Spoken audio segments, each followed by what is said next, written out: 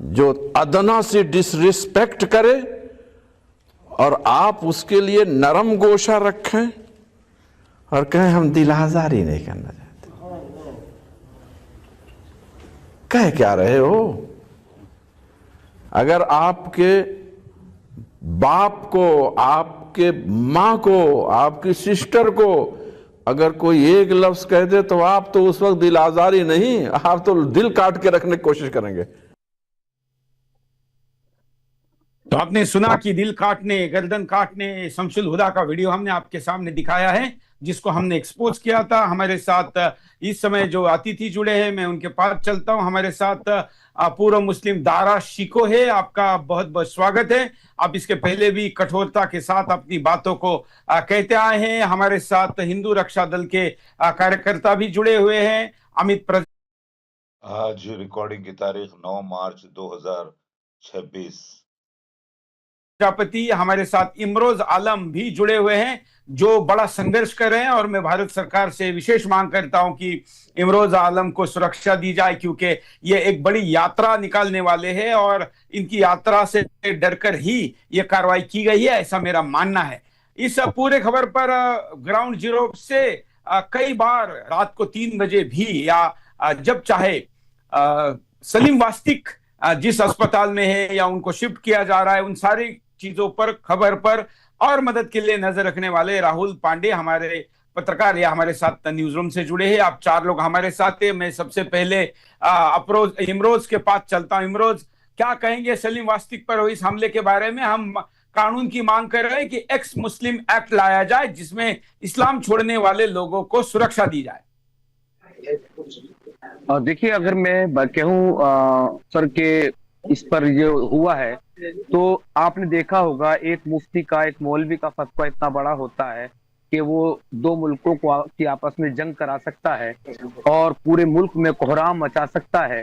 लेकिन ये फतवा तो इनके प्यारे प्यारे आका हजरत मोहम्मद साहब का लगभग 1400 साल से 1450 साल पुराना फतवा है। इस पर तो इन्हें मानना है मुर्तद की सजा सरतन से जुदा। तो चौहान साहब, मुझे सबसे पहले एक बात कहनी कि इस देश में सरतन से जुदा का नारा ये हमेशा हमेशा के लिए बैन होना चाहिए। वो कोई भी वो चाहे जो इस नारे को दे, है ना। मैं यहाँ पर बाहर बैठा हूँ, घर पे पहुंच नहीं सका, तो एक मित्र को बुलाया मैंने, यार पास में खड़े रहो। मतलब ऐसा नहीं, डर तो हमारे सलीम भाई भी नहीं थे, लेकिन सावधानी बहुत जरूरी है और जो होना है वो तो होकर रहेगा। देखिए, जब मैंने, आपने सही कहा कि जब से पदयात्रा के लिए मैंने अनाउंस किया था, तब से मुझे दिन रात 24 घंटे धमकियां आ रही थी। अच्छा, तू मेरठ से निकलेगा, मेरठ से देख कैसे पार करता मेरठ, तुझे जहन्नुम में पहुंचाना, ये करना वगैरह वगैरह। तो जिससे मेरा और मेरी पूरी टीम का, हम सबका हौसला टूट जाए, इसलिए हमारे सलीम भाई को उन्होंने चुना, क्योंकि मेरा तो एड्रेस किसी के पास है नहीं जल्दी से, एक्स मुस्लिमों के पास भी नहीं है, और तो किसके पास हो। तो इन्होंने देखा कि एक फेमस चेहरा है, बड़ा चेहरा है, वर्ल्ड फेम चेहरा है सलीम वास्तिक का, तो ये सब डर के, छुप के, दुपक के बैठ जाएंगे। लेकिन ऐसा नहीं है। अब ये पदयात्रा और भी बड़ी पदयात्रा हो चुकी है। जो एक्स मुस्लिम नहीं आना चाहते थे, जिन्हें मैं जानता नहीं था, मेरे पास बहुत सारे एक्स मुस्लिमों के फोन आ गए कि अब हम इस पदयात्रा में आएंगे जरूर। मेरे मित्र पास में खड़े, इनके सामने बात चल रही थी। अभी गुजरात से फोन आया कि 30 लोग घर वापसी के लिए आ रहे हैं, जिनमें 18 महिलाएं हैं और 12 पुरुष हैं, और उनके साथ कुछ बच्चे जो लड़के हैं। तो ये देखिए, इस लेवल पर ये चीजें चल रही है सर। और सुरक्षा तो देखिए चाहिए, अगर सुरक्षित नहीं होंगे तो कैसे करेंगे, किस तरह से ये बात बनेगी। अगर सलीम साहब को 1-2 बॉडीगार्ड, कुछ गनर दिए होते, सरकार ने मुहैया कराए होते, तो आज सलीम वास्तिक साहब नहीं उस जगह पर, वो जिहादी वहां पर होते। लेकिन खैर, हमारे योगी जी ने जो किया, मैं उनका तो दिल से आभार व्यक्त करता हूं।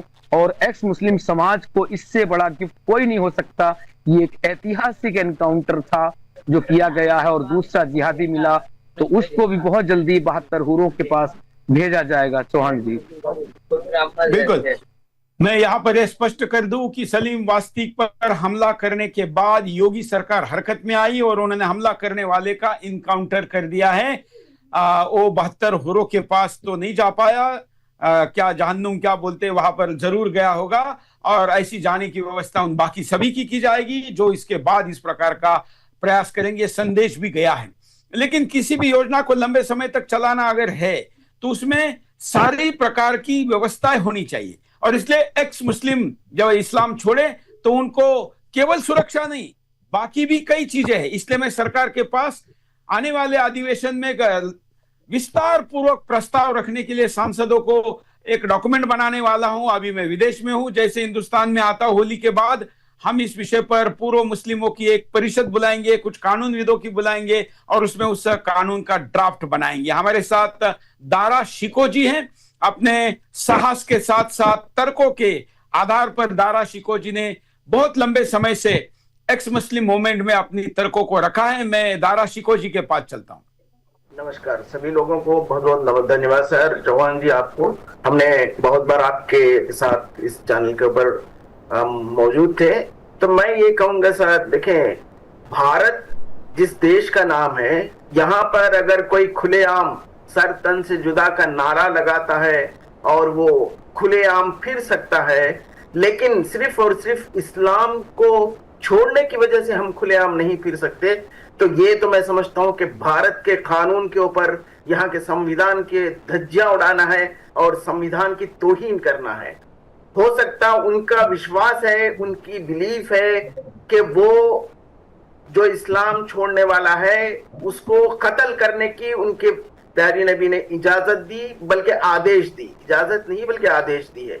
तो आपका आदेश आप इस्लामिक देशों के अंदर तो कैसे भी करते हैं, लेकिन जहां पर संविधान के से चलने का जिस देश का नाम भारत है, जो बहुत ही पुरानी परंपराओं का एक देश है, तो यहाँ पर खुलेआम सर तन से जुदा के नारे हजारों लोग रोडों पर आकर करते हैं और उनको कोई सजा यहाँ पर नहीं मिलती और ना ही उनको कोई रोकने वाला मिलता है। तो ये हम इसको कैसे देखें? आपने जो बात कही सर के कानून बनाना चाहिए एक्स मुस्लिमों के लिए, तो ये कानून आपके जरिए से अगर जाता है तो हम बहुत खुश होंगे और ये कानून किसी तरह से कामयाब होना चाहिए, वरना फिर इस देश का कानून यहाँ तो फिर शरिया माना जाएगा। ये अगर ये कानून अगर इनकी मनमानी चलते रहेंगी, ये जिसका चाहे उसका दिन दिवाले गला रेतते रहेंगे, तो फिर ये देश कानून संविधान से नहीं बल्कि शरिया से चल रहा है, ऐसा मानना पड़ेगा सभी लोगों को। तो ये देश के लिए भी एक तौहीन हो जाएगी। ये देश नहीं बल्कि यहाँ की एक पुरानी परंपराओं को भी ये पैरों तगले कुचल कर ये कह रहे हैं कि नहीं, हम हमारा शरिया ही यहाँ पर जारी रखेंगे, उसी के जरिए हम यहाँ पर कानून भी रचाएंगे। जैसे कुरान की जो तालीम है इनके पास, इन्नल्लाह अश्तरा मिनल मोमिनीन अनफुसहुम व अम्वालहुम बिअन्न लहुमुल जन्नह युक़ातिलून फी सबीलिल्लाहि व यक़्तुलून व युक़्तलून, उसमें कह रहा है कि तुम अल्लाह के रास्ते के लिए या अल्लाह की हुकूमत यहाँ पर कायम करने के लिए तुम मारो और मरो। ये आदेश कुरान दे रहा है सर, कुरान नामी किताब के अंदर से आ रही है। सउल्क़ी फ़ी क़ुलूबिल लज़ीना कफ़रु रुअब फ़ज़रिबू फ़ौक़ल अनाक़ि वज़रिबू मिनहुम कुल्ल बनान, तुम जाकर उन काफिरों के, हमने काफिरों के दिल में डर डाल दिया है, तुम जाकर उनकी गर्दनों पर मारो, उनकी पोर पोर पर मारो। तो ऐसे सिद्धांतों को आजकल सही देखा गया तो यहाँ पर कोई जगह नहीं होना चाहिए, लेकिन यहाँ बड़ी जबरदस्ती के साथ कहता है कि ऐसे कानूनों की किताब को भी आप बड़े इज्जत के साथ, बड़े उसके साथ आप उसको बात करना है और उसके अंदर की चीजें आपको बाहर डालना नहीं है, बाहर बोलना नहीं है। अगर कोई बोलने की हिम्मत करेगा, बोलने की आवाज उठाएगा, तो हम उसकी गला रेत देंगे और वो करके बता रहे हैं। यहाँ पर सिर्फ इतने दिन तो सर तन से जो नारा लगाते थे, आज तो करके बता रहे हैं। बिल्कुल, ये पहली घटना है और यही अंतिम हो, इसके लिए कानून की आवश्यकता भी है। हमारे साथ हिंदू संस्था एक्स मुस्लिम के साथ खड़ी है ये संदेश देने के लिए हिंदू रक्षा दल के प्रजापति है अमित प्रजापति।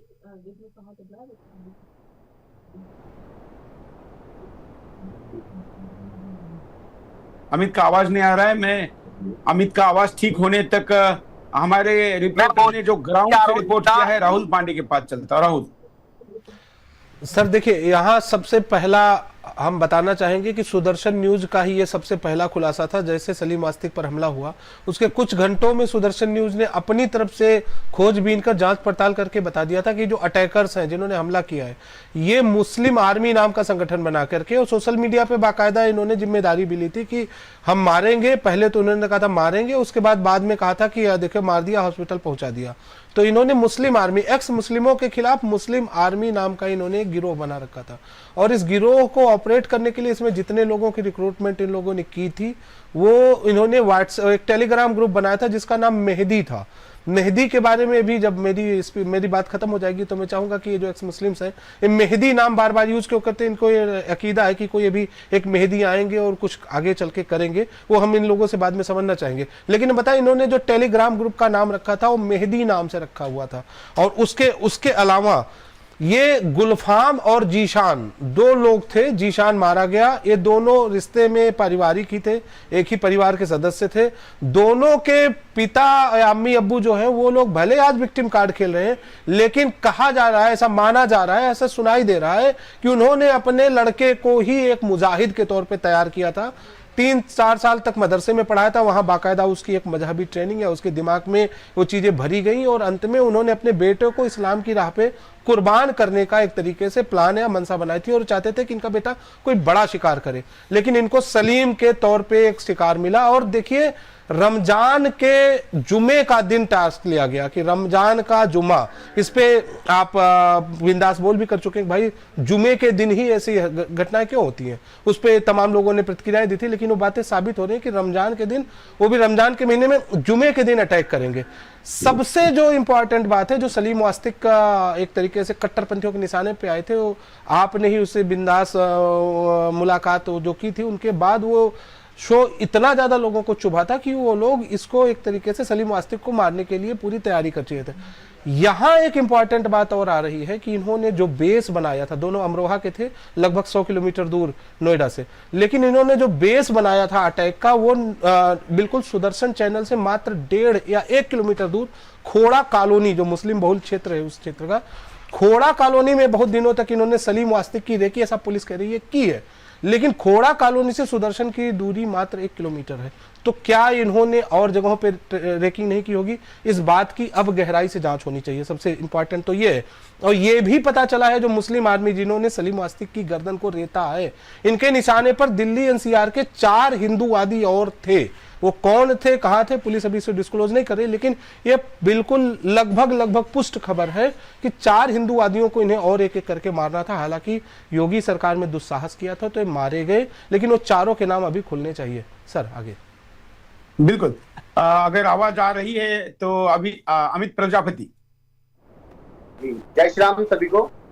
और मैं इस मामले से लगातार उसी दिन से जुड़ा हुआ हूँ। सुबह 6 बजे से मैं मतलब 7 बजे मैं हॉस्पिटल पहुंच गया था जैसे ही मुझे सूचना मिली, और मैं अभी भी हॉस्पिटल से ही आ रहा हूँ। बस जस्ट आपके जैसे ही जुड़ा हूँ तभी मैं आकर रुका हूँ। और इमरोज भाई भी लगातार हमारे साथ जुड़े हुए हैं हॉस्पिटल में। और मैं सबसे पहले तो ये कहना चाह रहा हूँ कि 19-20 फर्क भी हमारे सलीम भाई को पड़ा है, हमारा आज उनका हो जाएगा।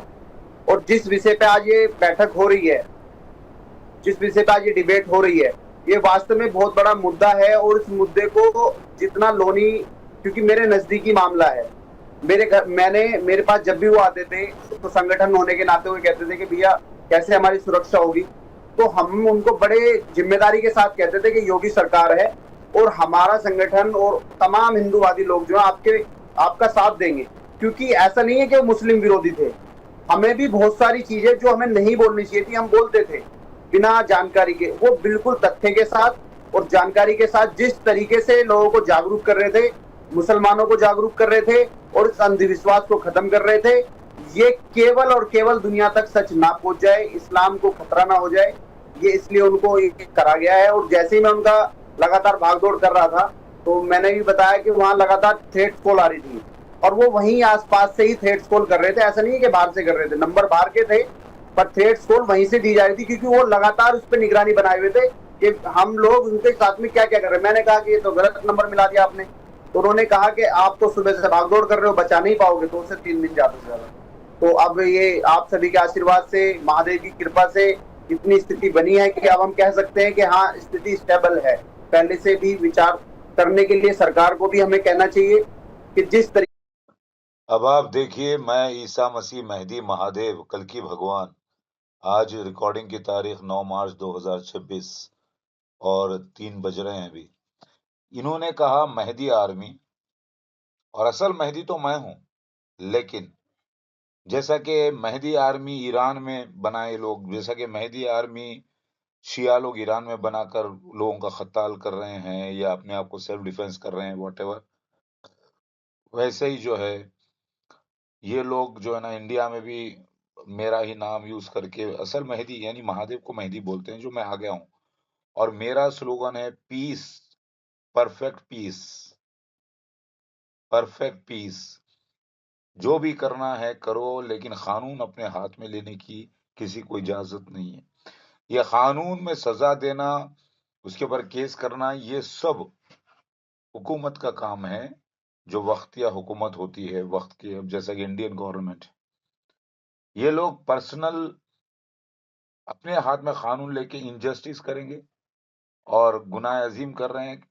मुमकिन है कि ये सारे के सारे एक्स मुस्लिमान करीब तौबा करें गुनाहों से, क्योंकि एक्स हिंदूज भी आ गए, एक्स मुस्लिम्स भी आ गए, एक्स रिलीजियस पीपुल अपने आप को एथिस्ट बोल रहे हैं, एग्नोस्टिक्स बोल रहे हैं।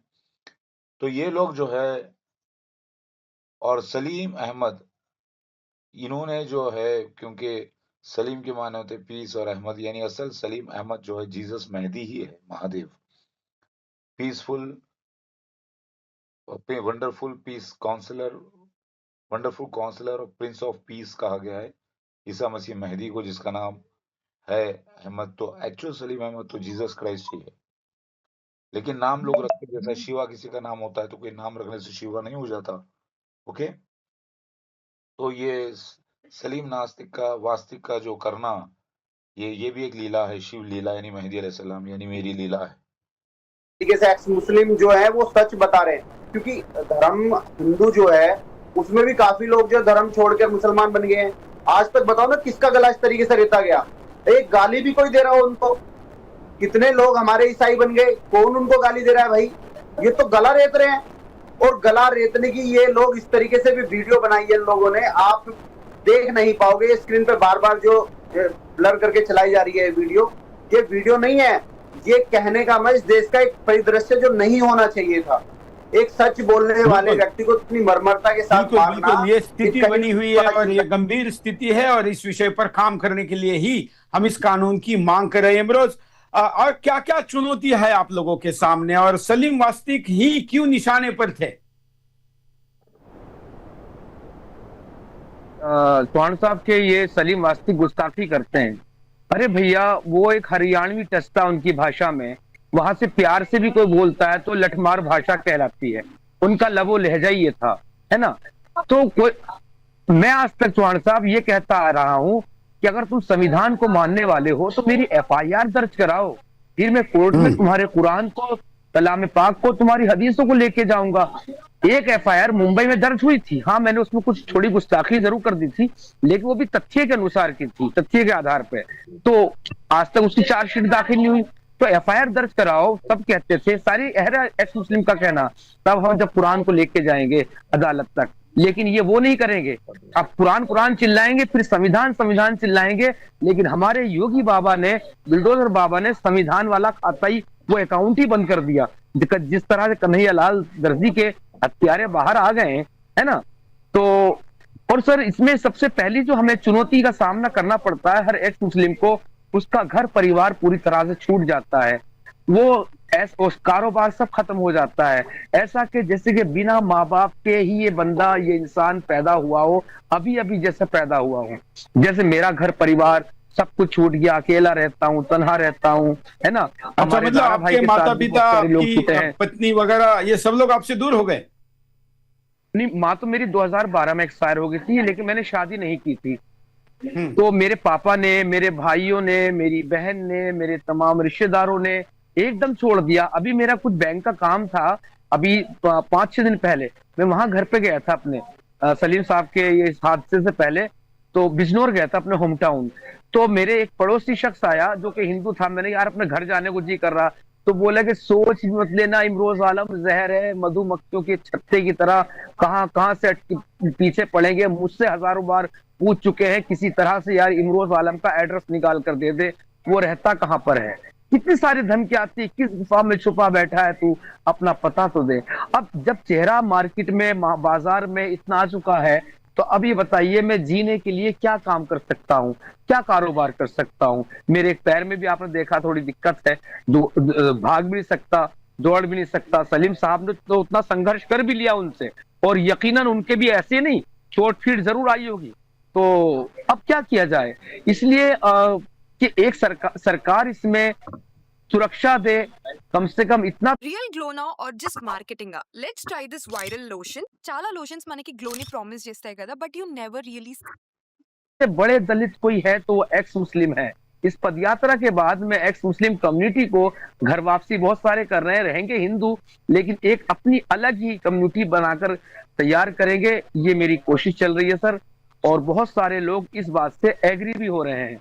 लेकिन बिल्कुल, ये और चीज है, मैं जो सुरक्षा का खाका बना रहा हूं, और जो अभी तक मेरे लोगों से बात हुई है, आप लोगों से भी इसके पहले बात हुई थी, और भी लोगों से मेरी बात इस विषय पर पिछले दिनों से चली रही थी। लग नहीं रहा था कि ऐसा तुरंत कुछ होगा कि हमको ये इमरजेंसी में करना पड़ेगा। सभी लोगों को अगर आप गनमैन नहीं दे सकते, जो कि संख्या बढ़ेगी तो असंभव है, लेकिन 3 हिस्से किए जा सकते हैं। एक, जो गन ले सकता है उनको तुरंत लाइसेंसी रिवॉल्वर दिया जाए। दूसरा, जो लोग बोल रहे हैं वोकल होके, यूट्यूबर है या मंचों पर जाकर बोल रहे हैं, कुछ लोगों को नंगा कर रहे हैं, तो ये लोग ज्यादा निशाने पर है, तो इन लोगों को सुरक्षा दी जाए। और तीसरा, ऐसे जो लोग हैं जो छोड़ चुके हैं, उन लोगों के पुनर्वसन करने के रिहैबिलिटेशन की व्यवस्था की जाए। ये 3 मोटी मोटी चीजें हैं, और इन तीनों में फिर सब डिवीजन बनकर कुछ और बातें सामने आ सकती है, जिसकी की बात हम यहां पर कर सकते हैं। मोटा मोटा ये 3 सुझाव है। इसके सिवा भी अगर किसी के पास कोई सुझाव है तो सुझाव हम लेने के लिए तत्पर हैं। मैं अपील करता हूं, एक्स मुस्लिम एक्ट कैसा हो, ये अगर कोई अपने सुझाव देना चाहते हैं तो हमको बताएं। मैं दारा शिको जी को जानना चाहता हूं, ये मेहंदी ग्रुप क्या है? कुछ उन्होंने बनाया हुआ था। ये मेहदी इनका सपना है कि कभी आएगा और पूरी दुनिया के अंदर इस्लाम कायम करने वाला। तो ये हर आदमी अपने आप को मेहदी समझता है, अपने आप को मैं ही हूँ ऊपर से आकर जो इस्लाम पूरी दुनिया के अंदर कायम करता हूँ, और मुझे ही ये आदेश दिया गया। मैं मेहदी आ चुका हूँ। मैं मेहदी ईसा मसीह महादेव कल की आ चुका हूँ, लेकिन इस दौर में वॉर जोन नहीं है, ये सोसाइटी सोशल जोन है, और यहाँ पर पीसफुल सच्चाई धर्मों की पेश की जा रही है।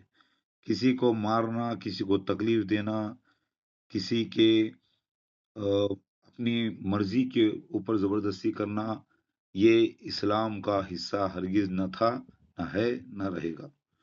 ये गुमराह लोग हलाला करे हैं, नापाक हरकतें करे हैं, गुमराह लोग अपने अपने फतवे दे रहे हैं। ये सारे मस्जिदों में कैमरे लगाए जाएं, तशद्दुद इन मस्जिदों में से ये मौलानाएं फैला रहे हैं। सारे मदरसों में कैमरे लगाए जाएं और उसकी बाकायदा रिपोर्टिंग हो, और हर जुमे की